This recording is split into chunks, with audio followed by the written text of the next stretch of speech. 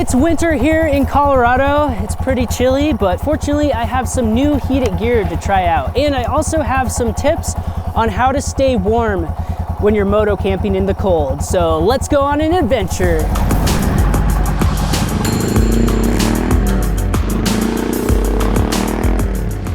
Guys, it was pretty chilly this morning. I think when I left it was about 38, 40 degrees. Instead of taking that 55-mile-an-hour highway, I found a super secret off-road trail over here. The cool thing is I don't see any signs that say you can't go this way. It's like giant French fries.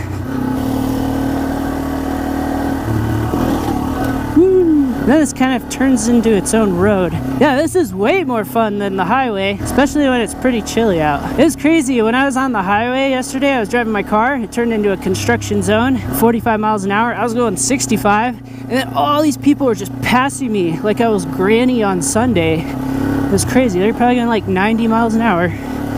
It wasn't just like one guy, it was just tons of cars. Just trying to get away from all that craziness. Ooh, bridge time.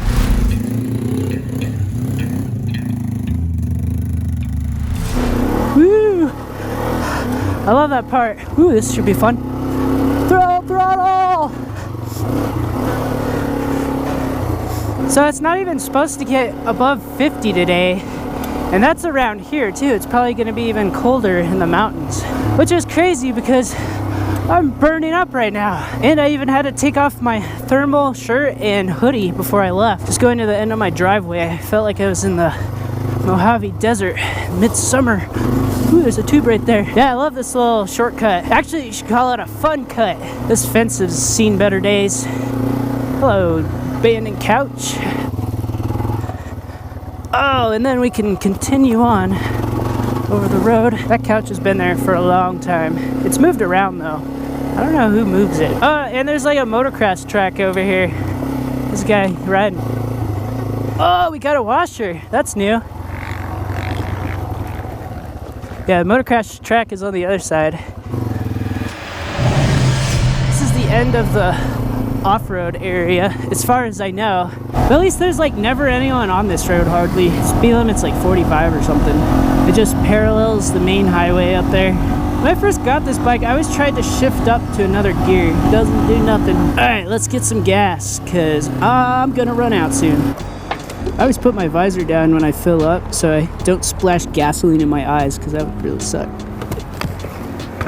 $3. I was about to run out. I always take this completely illegal shortcut right through here.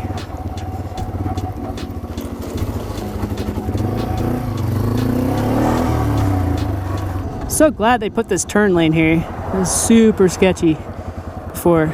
Alright, cold weather riding tip number 1. Before you worry about anything else, make sure your core is nice and warm. Because if your core temperature is warm, it'll keep blood flow in your fingers and your toes. The thing I found that works the best is to get a motorcycle rain jacket. You might be thinking, a rain jacket? It's not raining, it's just cold. And the reason is that it doesn't allow any air to get through to cool you off. It has this nice double flap thing that goes over the zipper so it can't get in through that. And all I have is my armored shirt under this rain jacket. And I am nice and toasty here going like 55 miles an hour almost. And it's about 40, 45 degrees out here, not exactly warm. Really? Doing on a blind corner like that? People are annoying.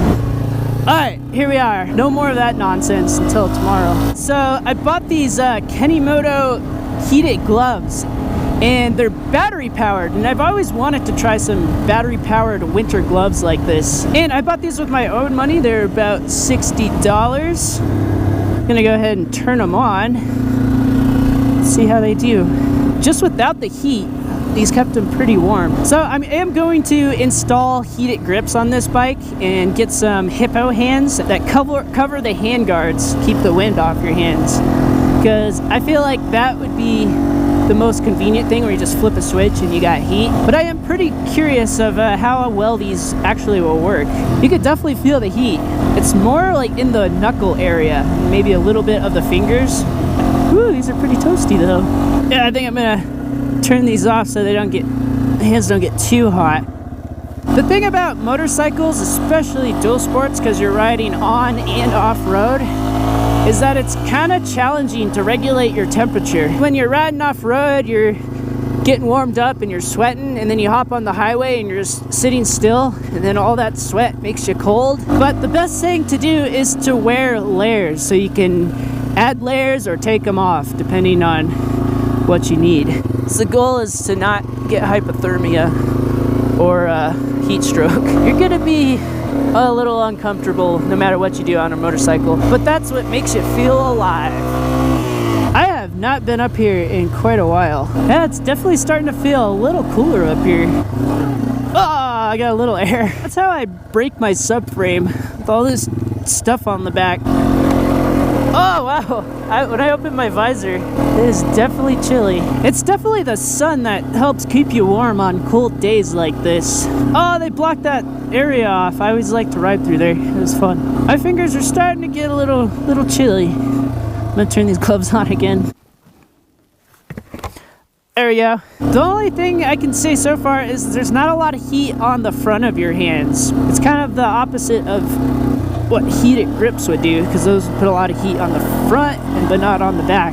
But I'll give them a few minutes and see if they kind of warm the whole glove up. So before I got these, I already had winter motorcycle gloves, but I don't know, I didn't feel like they worked all that well. They were a little bit better than the summer gloves, but your hands would still freeze up in them. The big downside to any winter glove like this is that it's just, you're gonna lose dexterity in your hands. So like riding gnarly off-road trails is gonna be really challenging with gloves like this. But what I'm riding right now, it's not a big deal at all, or obviously on-road, because you're just basically sitting there. But I do feel like these ones have a little more dexterity than my other winter gloves. Once upon a time, I thought this was the steepest hill right here. When I first rode my bike up here, I didn't think I would make it.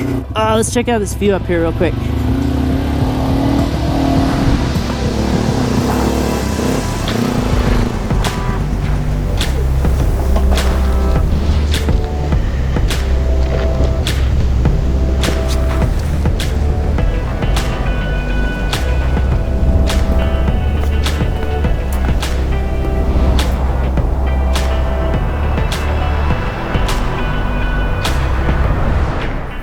Cold weather riding tip number 2. If you ride a dual sport motorcycle like I do, and you're gonna go do like some single track or gnarly off-road, and you got your winter gloves, I would suggest bringing 2 pairs of gloves. The second one's being some thinner, like kind of summer riding gloves, because when your body's moving off-road, you really need the dexterity like I was talking about earlier. These just don't give you that, and your hands are probably going to get too hot because you're going to get that blood flowing really well. So I always like to bring 2 pairs of gloves so I can swap them out, and it's a lot more fun riding with these kind of gloves off-road. Then you can just swap back on your ride home.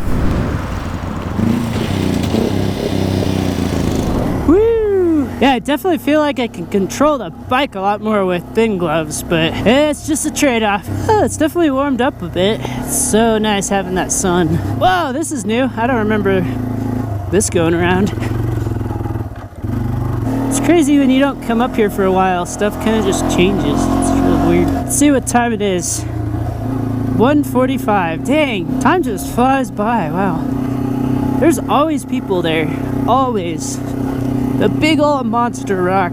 I've always wanted to like camp there, but it's like never possible. Oh, I forgot to mention, I won't be able to have a campfire tonight because of the fire bans. I think we've actually had the biggest fire in recorded Colorado history last summer. It might even still be going on, I don't know. Stage 1 fire restriction. Oh, there's an ATV guy back there.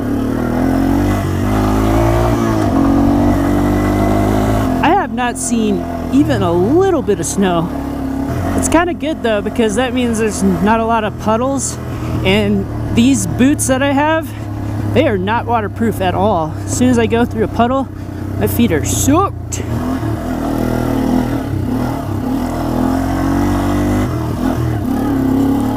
Whee! Going south. on Rampart Range Road. Woo!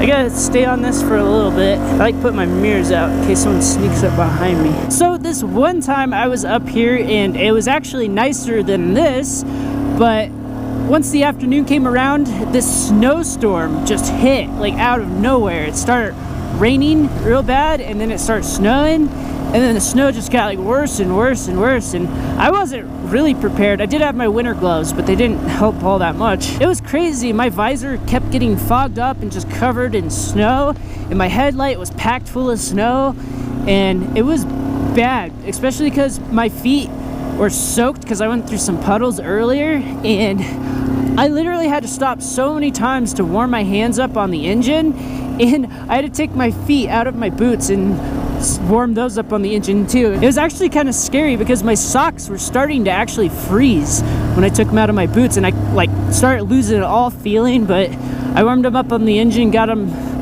a little bit better. I had to do that a bunch of times all the way home.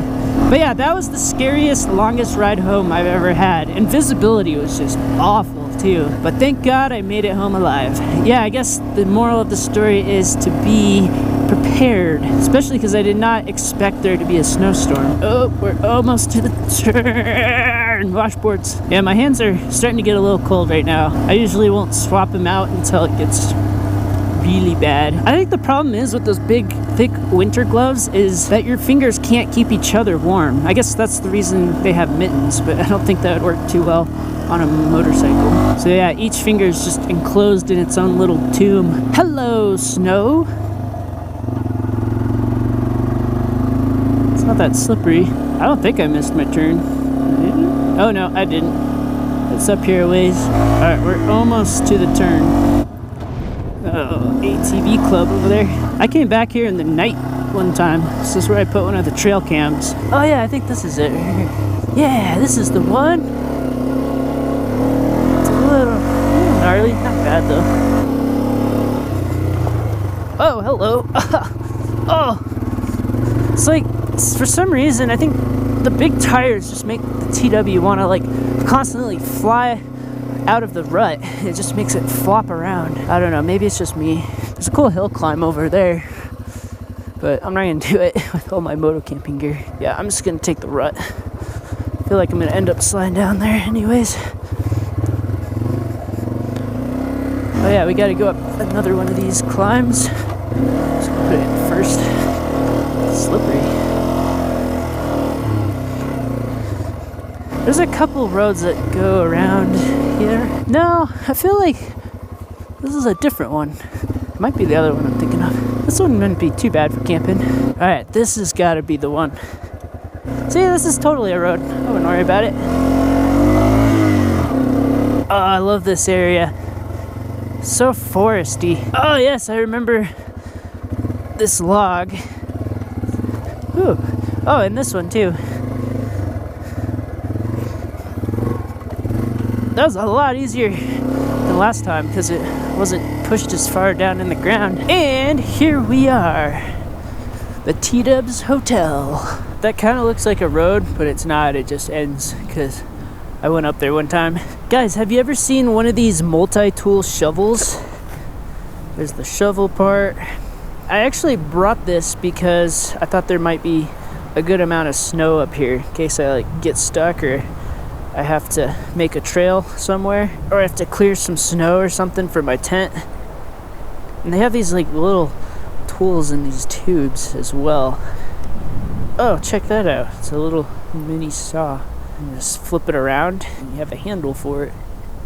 And check that out. You got a zombie smasher. It's super compact. It's all broken down. Oh look, you got a flint rod. Just gotta make a fire. And here is the shovel part. It's all metal too, except the rubber on the grips. Another saw thing, bottle opener, and it's got a sharp edge all the way around here. And it just clamps it down with this thing. So, look at that. It's not bad at all. Oh, and also you have a pickaxe. This definitely would have been helpful, because I had to break a lot of ice up on that one trip, so I could get home. I think I'm gonna put my tent right here. So I can just like maybe clear spot. Let's get all the sticks and stuff out of the way. You do have to bend over quite a bit, this thing. It's not bad though. So I realized this is probably not the best place to set up the tent because there's this dead tree right here, and look at this. It looks kind of wobbly. So I don't want that thing falling on me in the middle of the night.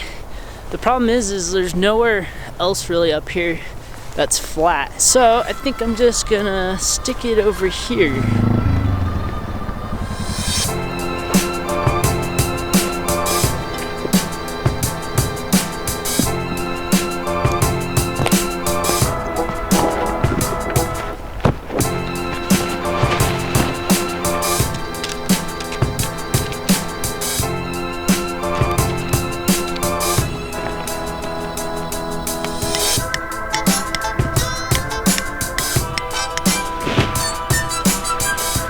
So I basically have camp all set up here on the side of the road, but I got something new. Instead of that backpacking chair, I got one of these self-inflating pads. And this will be nice to just be able to sit inside the tent, because usually that's really uncomfortable. And this thing is a fraction of the size. But anyways, I think I saw some stuff over here. What kind of person loses a muffler in the woods? Oh well, let's take this back. There's only one thing you can do with this. Some lawn decoration. That sun is pretty much gone down and it is getting pretty chilly. It might even get down to 20 degrees tonight. But fortunately, Kennymoto sent me some of their remote controlled heated socks. What? Remote controlled heated socks? I wish I had some of these. Alright, so these are the Duhan heated socks, and they come in a nice little case. A little bit bigger than regular socks, all folded up. Inside, got some instructions and stuff. We got a charging cable, a remote control, 2 batteries for the socks. And these are pretty thin, and they're curved to fit around your leg. And then the socks themselves. The batteries are USB-C rechargeable, and it comes with a USB splitter cable, so you can charge them both at the same time. And one thing I noticed about these is you have to plug them all the way in, because at first I just plugged one in and it seemed like it was in all the way, but it wasn't and nothing happened. You just have to push harder. Once they're fully charged, they'll stop blinking and have 4 solid dots. But to use them, you just insert the batteries into these little pockets on the upper part of the sock, and you plug in this connector. Mine came pre-linked to the remote, but if they're not, then hold down a power button and then quickly press 3 times until it starts flashing like that, and just press once with the power button. And then it cycles through, and you can do the same with the other side as well. 1, 2, 3. Boom. So red is hot and lasts 5 to 6 hours. Green is medium, 6 to 7 hours. And blue is low, 7 to 8 hours. And also, I didn't see this in the instructions, but if you hold the power button down, they go into standby. So it doesn't actually heat up the socks, but you can still use it with the remote control if you press again. And then all the green lights on the bottom just indicate the battery level. Also, if you lose the remote, you can still use them by just pressing the power button and it cycles through. And then to turn them off, you just hold it down. Also, they are machine washable. Obviously, take the battery out, and the connector shouldn't be an issue. Just shove it down in there. My Milwaukee heated jacket is machine washable as well, and it has a connector like that. I've never had an issue. So these were the heated gloves I was using earlier, and they're supposed to be waterproof, so I'll have to try that out to make sure. The gloves themselves are not really fancy. They have a bit of padding right there and a strap to keep them from sliding off. On the other side, they have what feels like leather, and they got some padding right there, a bit of extra material right there, and I believe these will work with your smartphone. Let's see. Yeah, they do. Let's see if the thumb does it. Nope, just the index finger, it looks like. Then in the back, they have a little pull string. You can cinch them up with. Hot, medium, low. And you gotta do the same for each side. The battery compartment's right here. It looks like a waterproof kind of zipper. And here's the battery. It just unplugs, but unfortunately, unlike the socks, these ones are not USB rechargeable. It has a little wall charger that you have to plug into it. You really don't have to take the batteries out to charge them. I would try to put it in there sideways if you can, but anyways, it's super easy just to disconnect them and charge them. And then when you plug it in, it kind of just goes through and tells you that they're connected. And I would keep these disconnected if you're gonna store them for a long period of time, like over the summer, because I think it does draw a very small amount of current when they're plugged in. It is nice and toasty, and yeah. Also, one thing to keep in mind, if you wear a watch, they will not fit well at all, because it runs into that battery right there. So, remote controlled heated socks, that's pretty cool. But there is something else you could use to keep your foot warm if you didn't want to buy something like this. And these are those little hot hands toe warmers. You can get these online or like even Walmart. And it says up to 8 hours of heat. In my experience, it's been like maybe a couple hours before they kind of start not getting as hot, but they are quite cheap. And I looked it up, you can get about 80 of these for the price of heated socks. However, one thing I will say is if you're not going to use a whole lot of these, or you're not really sure, don't buy huge quantities of them, because for Christmas one year I got a huge box of, they're actually the hand warmers but pretty much the same thing, and they have expiration dates on them and they weren't even expired yet, but after like a year or two they wouldn't get hot. They would just get slightly warm, but not enough to do anything. So that's something to keep in mind. Just buy small quantities if you get these. And also another thing, if you just need like 30 minutes of heat, like you're riding home or something, you pretty much have to throw these away. Where the heated socks, you can just, you know, turn them off and then recharge them. But I would say if these last at least 80 charge cycles, they would be worth it compared to these. And I think lithium batteries can last like 300 to 500 charge cycles.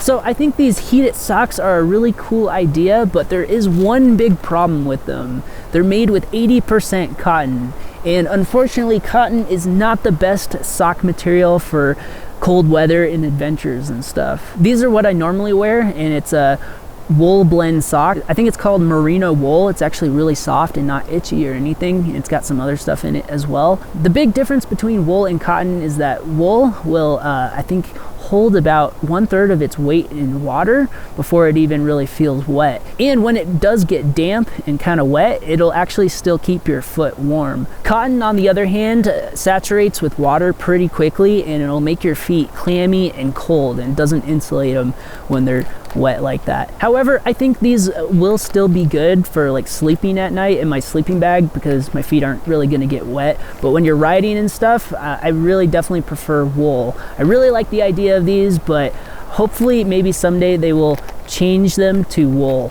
And also another thing is that the battery might kind of get in the way of my knee brace. I didn't really think of that until after I tried them on. But anyways, what are we supposed to do? And then you can't have a campfire. I guess we can make some food. I'll make some ramen. We'll make some ramen noodles.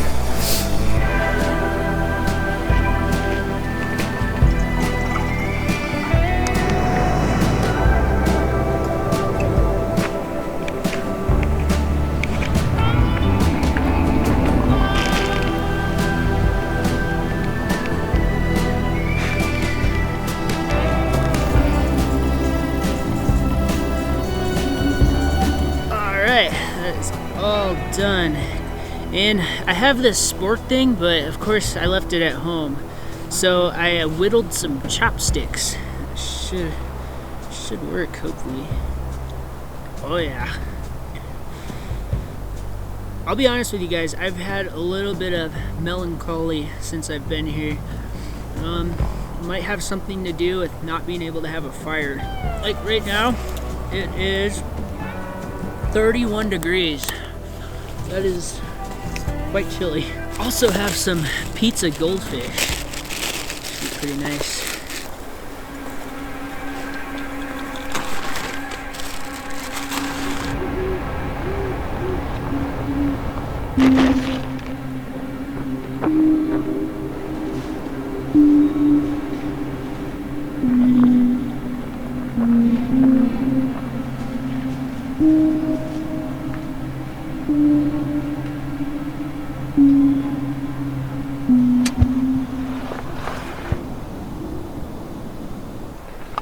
Well, I guess this is the next best thing since we couldn't have a campfire.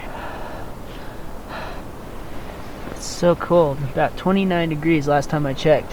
I would leave this thing running for a while, but I don't have a whole lot of gas left and I want to make coffee tomorrow. Alright, tip number 3 is not to bring an air mattress that is too thick. Because that one time I went moto camping when it was late winter, early spring, I had that huge inflatable couch and I got so cold that night. It was probably the coldest I've ever been moto camping. And then on another occasion I was car camping in my 4Runner and I had one of those really nice thick air mattresses and I got so cold at night. But the next night it was flat because it got a leak or something. But I had this one as a backup and I didn't get cold at all the second night. On top of that, I have this sleeping bag that goes down to 15 degrees. You can also get the same one in 0 degrees. It's just a bit thicker. And I probably would get kind of cold if it was just this, so I have a down puffer blanket. And I can put this underneath it and on top, just kind of wrap it around, and I should hopefully stay nice and warm. I also have thermals and a heated jacket. So I used those disposable toe warmers just around camp and they stayed pretty toasty for a couple hours. They're kind of fading away. They're just slightly warm now. But I saved the heated socks, so hopefully I can get warm feet all night long. Stick that battery in there. Power it on. There we go. My toes are definitely quite toasty. You basically get all the heat right here in this section, just on the bottom, but it's perfect because it's mostly your toes that start going numb. Well, it's about 10:30 and I'm pretty cold and I'm actually kind of tired too, but I'm gonna go to bed and try to get warm in my sleeping bag. My heated hoodie battery died, but at least I got another one, so hopefully that'll work mostly through the night. And then hopefully my toes will stay nice and warm with those heated socks. I guess we'll see. But anyways, I will see you guys in the morning. Good night.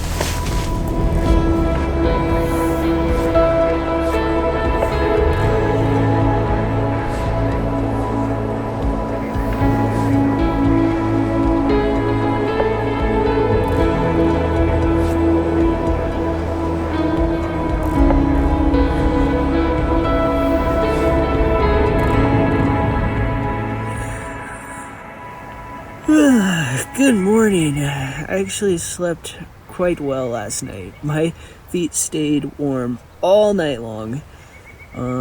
They're still warm. I think the batteries died, but I'm nice and cozy. I don't want to get out of the sleeping bag because it's still like just above 30 degrees. My core did get a little chilly at certain points, but I found that all you have to do if you have a mummy sleeping bag like this, you just have to pull this drawstring and it like cinches around your neck area and it keeps all the cool air from going in there. I did wake up like quite a few times in the night, but for the most part I didn't have trouble going back to sleep. You could hear the trees creaking because there's like a lot of fallen trees that are leaning up against other ones and it sounds kind of creepy, but you get used to it. It's kind of predictable after a while. But anyways, it's like, I don't know, 9 o'clock. I should probably get up and go make some coffee.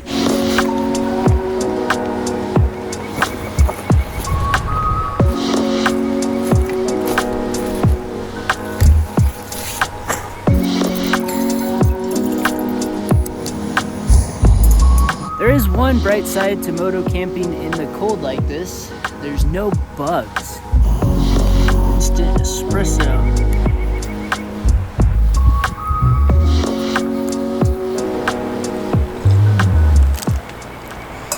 Pop-Tarts and coffee, probably my favorite part of moto camping.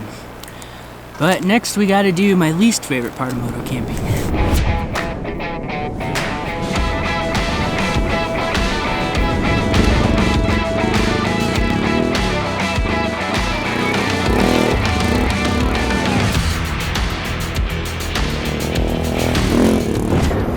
Well guys, I think that battery powered heated gear is pretty sweet. I just wish those socks were wool. If they were wool, they would be near perfect. But I think what I'm gonna do is just wear my regular wool socks when riding, and then bring the heated socks with me when I'm moto camping in the cold like I just did. Yeah, I think they'd be perfect for walking around camp and sleeping at night. I wanna know what you guys think. Do you like the idea of battery powered heated gear or not? Or have you tried it before? What did you think of it? Let me know down in the comments below. See, that totally looks like a road down here, but it's not. See, it's like, oh, perfect road. Oh, and then it gets like super ruddy. And it doesn't look that bad at first, and then it just gets worse and worse, because I tried to go down there one time. It's not good. But anyways, guys, the JNS engineering headlights video should be next, finally. I just needed a way to stay warm, because I'm going to be filming most of that in the forest at night. Oh, and I have a really cool idea for it, so it should be interesting. I would do some more exploring, but it's my mom's birthday. Happy birthday, Mom. So I'm gonna jet home and we're gonna take her out to dinner. Definitely appreciate your parents while they're still here, that's for sure. But anyways, guys, I hope you enjoyed this video. Thanks for watching. Don't forget to go on your own adventure out there. And most of all, make sure you're prepared. But I will see you guys next time. Peace out.